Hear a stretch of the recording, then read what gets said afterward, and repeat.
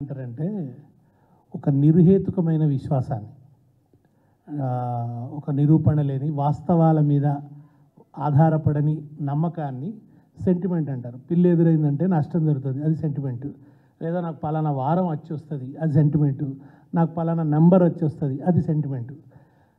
కర్మ ఏంటంటే ఇప్పుడున్న కాంగ్రెస్ ప్రభుత్వానికి తెలంగాణ ఉద్యమ చరిత్ర కానీ స్వభావం కానీ ఏది తెలియదు. తెలంగాణ కూడా సెంటిమెంట్ కాదు. తెలంగాణ అనేది కూడా వాస్తవము, ప్రజల అనుభవాల మీద ఆధారంగా ఒక 50 ఏళ్ల చరిత్ర.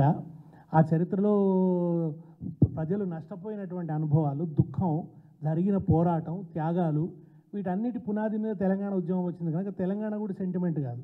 అట్లనే ఇప్పుడు రైతులు ఒక పక్క 20 లక్షల ఎకరాల్లో పంటలు ఎండిపోయినాయి, నీళ్లు లేక అల్లాడుతున్నారు. 180 మంది రైతులు ఆత్మహత్యలు చేసుకున్నారు. దీన్ని సెంటిమెంట్ అంటారా? ఇట్లా అనేవాళ్ళను సెంటిమెంటల్ అంటారు. దీన్ని సెంటిమెంట్ అనేవాళ్ళని మెంటల్ అంటారు తప్ప ఇది సెంటిమెంట్ కాదు. ఇది వాస్తవం, ఇవాళ కళ్ళ ముందు కనబడుతున్నటువంటి నిజం. ఏమాత్రం రైతుల మీద పట్టింపు ఉన్నా కానీ వెంటనే స్పందించాలి, క్షేత్రస్థాయికి వెళ్ళాలి, అధికారులను పంపాలి, లేదా మంత్రుల బృందం వెళ్ళాలి, నివేదికలు తీసుకోవాలి, చర్యలు తీసుకోవాలి. కానీ దానికి బదులు పొద్దున్న లేస్తే రాజకీయ కార్యక్రమాలనే కాలంబుచ్చడాన్ని, అంటే వీళ్ళకి రైతుల పట్ల అసలు పట్టింపు లేదు, ఆ కోరికనే లేదు, అటువైపు దృష్టి పెడదామన్న కోరిక లేదు. అది విషాదం. అటువంటి ప్రభుత్వాన్ని చూస్తున్నాం. రైతులే కేంద్రంగా ఆలోచించిన ప్రభుత్వం 10 ఏళ్ళు ఉన్నది. రైతులను అస్సలు పట్టించుకొని రైతుల గురించి ధ్యాస లేని ప్రభుత్వం ఇవాళ పరిపాలిస్తున్నది. Thank you brother.